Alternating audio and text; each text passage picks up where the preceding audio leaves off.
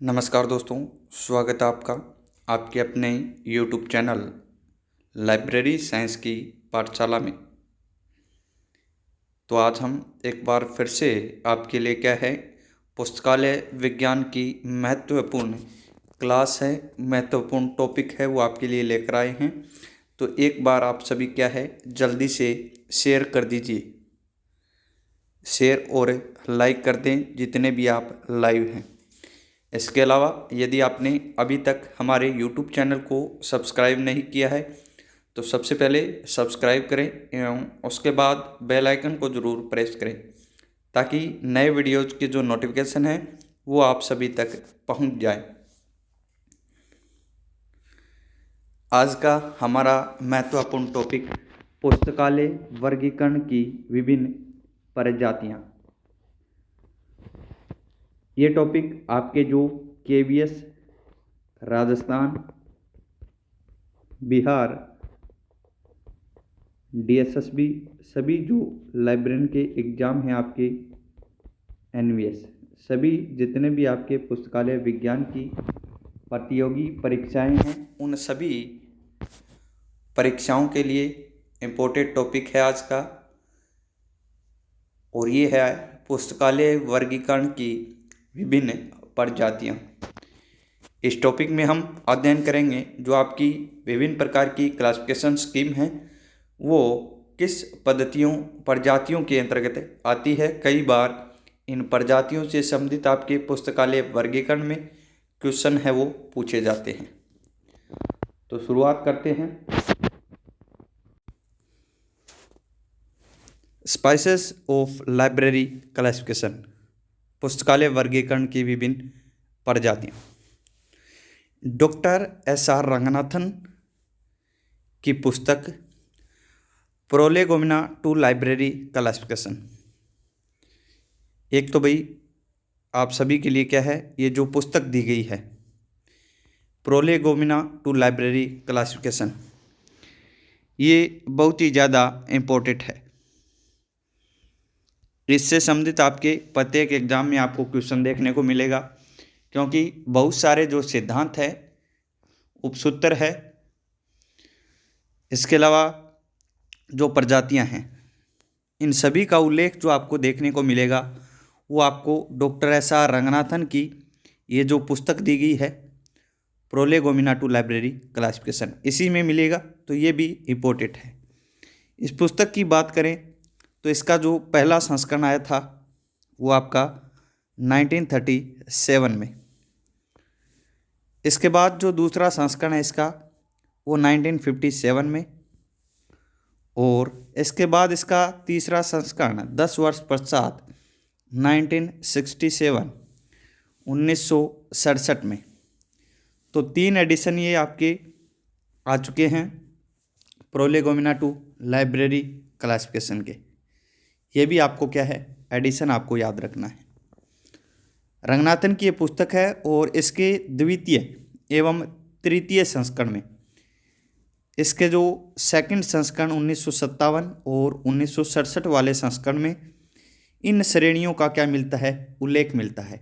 ये जो प्रजातियां हैं पुस्तकालय वर्गीकरण की क्लासिफिकेशन की, इनका जो उल्लेख है वो डॉक्टर SR रंगनाथन की बुक प्रोलेगोमिना टू लाइब्रेरी क्लासिफिकेशन के दूसरे और तीसरे संस्करण में इन प्रजातियों का क्या मिलता है, उल्लेख मिलता है। इन श्रेणियों का क्या मिलता है, उल्लेख मिलता है, यानी ये दी गई है इस पुस्तक में। ये श्रेणियाँ निम्नलिखित है, कौन कौन सी है उसका अध्ययन करेंगे। और ये भी आपके लिए क्या भी, सभी जो श्रेणियाँ हैं, प्रजातियाँ हैं, ये आपके लिए इम्पोर्टेंट है। सबसे पहले बात करते हैं तो सबसे पहले जो प्रजाति है, श्रेणी है, वो आती है शुद्ध परिगणनात्मक पद्धति, प्योर एन्यूमरेटिव स्कीम। ऐसी पद्धति जिसमें विशिष्ट विषयों के बने बनाए वर्गांक एवं अंकन मिलते हैं, वो आपकी कौन सी होगी भी, शुद्ध परिगणनात्मक पद्धति, प्योर एन्यूमरेटिव स्कीम। ऐसी स्कीम है जिसमें जो नोटेशन है, वर्गांक है आपके, वो आपके क्या है, विशिष्ट विषयों के बने बनाए यहाँ पर उपलब्ध रहते हैं। ऐसी पद्धति आपकी क्या कहलाएगी, शुद्ध परिगणनात्मक पद्धति या प्योर एन्यूमरेटिव स्कीम जैसे उदाहरण दिए गए हैं, और इन उदाहरणों से संबंधित यानी कौन सी पद्धति से संबंधित है वो आपकी क्वेश्चन में आ सकती है। Library of Congress classification LCC प्रतिपादन किया गया था 1904 में, LCC का लाइब्रेरी ऑफ कांग्रेस क्लासिफिकेशन का। दूसरी है Riders international classification. International classification भी कहा जाता है इसे, राइडर्स द्वारा प्रतिपादित है। 1961 में इस पद्धति का क्या किया गया था, निर्माण किया गया था। आपकी जो LCC और जो RIC राइडर्स इंटरनेशनल क्लासिफिकेशन है, इन दोनों पद्धति जो आपकी वो आपकी किसके अंतर्गत आती है, राइडर्स, और दूसरी कौन सी है, LCC। ये दोनों ही आपकी प्योर एन्यूमरेटिव स्कीम्स के अंतर्गत आती है। तो ये क्वेश्चन भी बन सकता है अभी आपका। अगली जो श्रेणी है वो है लगभग परिगणनात्मक पद्धति, ऑलमोस्ट एन्यूमरेटिव स्कीम। इस पद्धति में सटीक क्रमांक बनाने के लिए विषय की प्रकृति को ध्यान में रखते हुए संख्याओं को जोड़ा या घटाया जाता है। यानी पहले जो थी उसमें तो आपके क्या है, बने बनाए वर्गांक या फिर अंकन मिलते थे, लेकिन इसमें क्या है, अभी जो आपके विषय है उसकी सब्जेक्ट की प्रकृति को ध्यान में रखकर क्या है, इसमें संख्याओं को या तो जोड़ा जाएगा या फिर क्या किया जाएगा, घटाया जाएगा। इसमें आधार विषय विभाजन दिया जाता है। वर्गीकरण की अनुसूचियों को जोड़ने के लिए कुछ सारणियां दी गई हैं। इसमें क्या है, वर्गीकरण की अनुसूचियां जोड़ने के लिए क्या है, भी कुछ जो टेबल्स है, सारणियां हैं, वो दी गई हैं। डेवी डेसिमल क्लासिफिकेशन 1876 और सब्जेक्ट क्लासिफिकेशन, ये जो दोनों पद्धति है आपकी, एक तो SC और दूसरी DDC, ये दोनों पद्धतियाँ आपकी लगभग परिगणनात्मक पद्धति स्कीम के अंतर्गत आती है। अभी LCC आपकी पहले आ चुकी है, इंटरनेशनल क्लासिफिकेशन भी आ चुका है, ये शुद्ध परिगणनात्मक में, और लगभग में DDC और SC। आगे बात करते हैं, नेक्स्ट जो है वो है लगभग पक्षात्मक पद्धति, ऑलमोस्ट फेस्टेड स्कीम। DDC के 19वें एडिशन में आपको बताया गया था, फेसेट का प्रयोग किया गया था। DDC के 19वें एडिशन में लगभग पक्षात्मक पद्धति, ऑलमोस्ट फेस्टेड स्कीम की बात करें तो इस पद्धति में विषयों के पूर्व निर्मित क्रमांक उपलब्ध होते हैं तथा इसमें पक्षों को आधार बनाया जाता है। फेसेट को क्या बनाया जाता है, आधार बनाया जाता है। एक तो इसमें क्या है, विषयों के पूर्व निर्मित क्रमांक उपलब्ध होते हैं, इसके अलावा इसमें जो फेसेट है उनको क्या बनाया जाता है, आधार बनाया जाता है। इसके जो उदाहरण हैं, कौन कौन सी स्कीम इसके अंतर्गत आती है, तो एक तो आपकी हो गई UDC यूनिवर्सल डेसिमल क्लासिफिकेशन, जिसका निर्माण 1905 में किया गया था। 1905 में भाई इसका पहला एडिशन आया था। इसका विकास आपका किया गया था 1895 में। UDC का पॉल ओटलेट और हेनरी लो फोंटेन जो दो व्यक्ति थे, उनके द्वारा इस UDC यूनिवर्सल डेसिमल क्लासिफिकेशन पद्धति का विकास किया गया था 1895 में। इसका जो पहला एडिशन आया था वो 1905 में आया था। दूसरा उदाहरण है बिब्लियोग्राफिक क्लासिफिकेशन BC पद्धति, 1935 में इसका विकास किया गया था। विकासकर्ता थे ब्लिस या ब्लिस है, वो इसके निर्माण करता थे। तो ये दोनों पद्धतियाँ आपकी क्या है, ऑलमोस्ट फेस्टेड स्कीम के अंतर्गत आती है। अभी अगली है नंबर 4, अपरिवर्तनीय पक्षात्मक रिजिडली फेस्टेड स्कीम। और इस प्रकार की पद्धति में विषयों को पहले से निर्धारित फेसेट क्रम में बांट दिया जाता है। अपरिवर्तनीय जो आपकी पक्षात्मक जो स्कीम है, इस पद्धति के अंतर्गत क्या है, भी विषयों को पहले ही जो इसके निर्धारित फेसेट क्रम हैं उनमें क्या है, विभाजन है कर दिया जाता है। और इस पद्धति, इसके जो उदाहरण की बात करें, इस श्रेणी के इस जो स्कीम है इसके उदाहरण की बात करें, एक तो आपका हो गया कोलन क्लासिफिकेशन। कोलन क्लासिफिकेशन आपका पहला संस्करण 1933 वाला, दूसरा संस्करण 1939 और तीसरा संस्करण 1950। सीसी के पहले, दूसरे और तीसरे संस्करण, ये जो तीनों संस्करण हैं वो आपके अपरिवर्तनीय पक्षात्मक पद्धति के अंतर्गत आते हैं। टोटल 7 एडिशन है इसके, लेकिन इन 7 में से जो प्रथम 3 एडिशन हैं, पहला, दूसरा और तीसरा, वो आपके अपरिवर्तनीय पक्षात्मक स्कीम के अंतर्गत आते हैं भाई। Doctor SR. रंगनाथन द्वारा ये आपकी क्या है, सीसी कोलन क्लासिफिकेशन क्या है, प्रतिपादित है। आगे बात करते हैं लगभग मुक्त पक्षात्मक पद्धति, ऑलमोस्ट फ्रीली फेस्टेड स्कीम या फिर क्लासिफिकेशन की बात करते हैं। इस प्रकार की पद्धति में विषयों को पूर्व निर्धारित फेसेट क्रम में बांटकर उनके लिए अलग अलग चिन्हों का प्रयोग किया जाता है। यानी इससे पहले आपके क्या है, फेसेट में बांटा गया था, फेसेट को क्या है, निर्धारित क्रम में बांटा गया था। लेकिन लगभग मुक्त पक्षात्मक यानी ऑलमोस्ट फ्रीली फेस्टेड स्कीम है, इसमें आपके क्या है, इन फेसेट को क्रम में बांटकर उनके लिए क्या है, अलग अलग जो चिन्ह हैं उनका प्रयोग किया जाता है। लगभग मुक्त पक्षात्मक पद्धति की हम बात कर रहे हैं। आगे बात करें इसकी हम, तो ऑलमोस्ट फ्रीली फेस्टेड स्कीम्स में एक तो आपके कोलन क्लासिफिकेशन का जो चौथा संस्करण, पांचवा और जो छठा रिवाइज्ड भी है अभी, 4th एडिशन 1952 में प्रकाशन किया गया था। 5th एडिशन का 1957 में, और इसके बाद छठा एडिशन है 1960 में, और छठा जो रिवाइज एडिशन है 1963 में इसका प्रकाशन किया गया था। ये आपके क्या है भी, जो ऑलमोस्ट फ्रीली फेस्टेड स्कीम के अंतर्गत आते हैं भी। कौन से, कोलन क्लासिफिकेशन के चौथा, पांचवा, छठा और छठा रिवाइज एडिशन, ये याद रखने भी आपको। आगे हम बात करें आगे जो है वो है आपका पूर्णतः मुक्त पक्षात्मक पद्धति, फुली फ्रीली फेस्टेड स्कीम। इस प्रकार की पद्धति में विषयों को फेसेट में बांटा जाता है, किसमें, फेसेट में, तथा क्रम का निर्धारण बाद में दिया जाता है।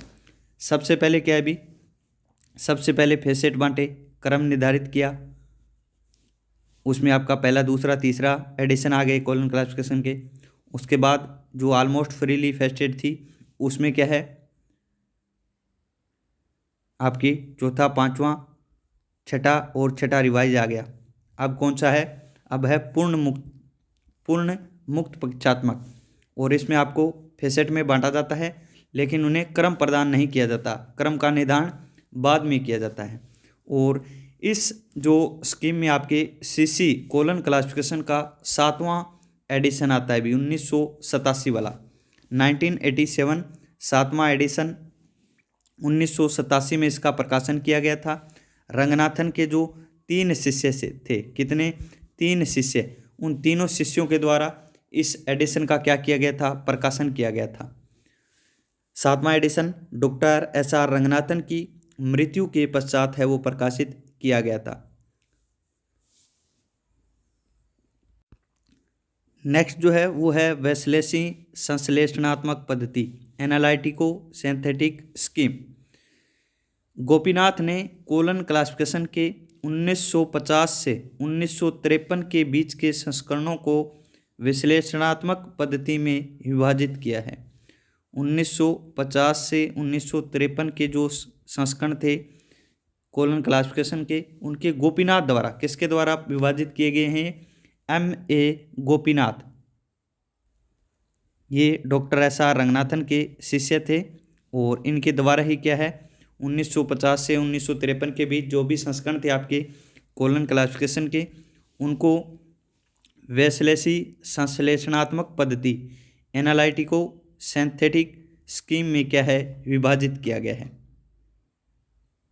पद्धति ये किसकी थी? डॉक्टर SR रंगनाथन की। लेकिन जो स्कीम में विभाजन किया गया है वो आपके MA गोपीनाथ द्वारा किया गया है। 3 शिष्यों की बात कर रहे थे तो उनमें एक आपके गोपीनाथ थे, दूसरे सीतारमन, एक तो आपके कौन थे भाई? गोपीनाथ, दूसरे सीतारमन, तीसरे आपके थे नीलमेघनन।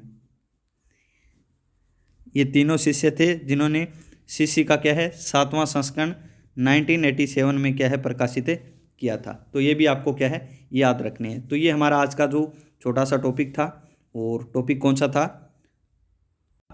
पुस्तकालय वर्गीकरण की विभिन्न प्रजातियाँ। इनकी हम बात करें तो इनमें विशेष प्रकार से जो क्वेश्चन पूछे जाते हैं उनकी हम बात कर लेते हैं। एक तो आपकी जो ये स्कीम्स दी गई है, ये आपके रंगनाथन की जो बुक है प्रोलेगोमिना टू लाइब्रेरी क्लासिफिकेशन, इसके दूसरे और तीसरे संस्करण में दी गई है। विशेष प्रकार से जो क्वेश्चन बन रहा है आपका, पहला क्वेश्चन तो यही बनेगा भी कि डॉक्टर SR रंगनाथन की प्रोलेगोमिना टू लाइब्रेरी क्लासिफिकेशन के किस एडिशन में ये जो आपकी स्पाइसीज हैं, पुस्तकालय वर्गीकरण की प्रजातियां हैं, इन प्रजातियों का वर्णन किया गया है। तो आपके एक तो 1957 और एक 1967, ये जो 2 संस्करण थे प्रोलेगोमिना टू लाइब्रेरी क्लासिफिकेशन का, दूसरा और तीसरा, इसमें इनका वर्णन किया गया था। इसके अलावा ये जो प्रजातियां दी गई आपको, जैसे सबसे पहले शुद्ध परिगणात्मक पद्धति है, तो इसमें कौन कौन सी आती है आपकी? एक तो LCC, दूसरी राइडर्स, ये आ सकती है आपकी, जो कि शुद्ध परिगणात्मक पद्धति के अंतर्गत स्कीम आती है। इनमें से आपको एक देखने को मिलेगी ऑप्शन में और 3 अन्य। तो आपका आंसर क्या होगा अभी? LCC या फिर राइडर्स इंटरनेशनल क्लासिफिकेशन।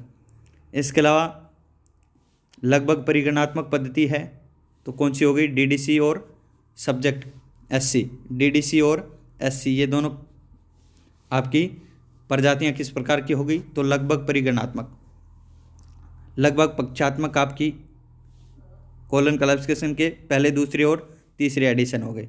सॉरी, पहले दूसरे तीसरे नहीं आएंगे भी, लगभग पक्षात्मक में। लगभग पक्षात्मक में आपके UDC और BC, UDC और BC आपके क्या है? लगभग पक्षात्मक प्रजाति में आएंगे। इसके अलावा कॉलन क्लासिफिकेशन के जो पहले, दूसरे और तीसरे एडिशन है वो आपके आएंगे अपरिवर्तनीय पक्षात्मक में। इसके बाद आपको दी गई है लगभग मुक्त पक्षात्मक, जिसमें CC के चौथे, 5वें, 6ठे और 6ठा रिवाइज एडिशन, ये चारों एडिशन आपके लगभग मुक्त पक्षात्मक पद्धति ऑलमोस्ट फ्रीली फेस्टेड स्कीम्स के अंतर्गत आएंगे। इसके अलावा जो 7वां दिया गया है उसकी हम बात करें आगे, तो उसमें आपके दिया गया है पूर्णतः मुक्त पक्षात्मक पद्धति, फुली फ्रीली फेस्टेड स्कीम, और इसके अंतर्गत आपके CC का जो 7वां एडिशन है वो आएगा। इसके अलावा एक अन्य जो आपकी स्कीम दी गई है वो है वेस्लेसी संश्लेषणात्मक पद्धति, और इसके अंतर्गत गोपीनाथ द्वारा जो कॉलन क्लासिफिकेशन के 1950 से 1953 के बीच संस्करण थे, उनको इस पद्धति में आपके क्या है गोपीनाथ द्वारा बांटा गया है। तो यही हमारी आज की क्लास थी। सभी एक बार क्या है शेयर कर दीजिए इसे, सभी शेयर कर दें ज़्यादा से ज़्यादा। धन्यवाद आप सभी का।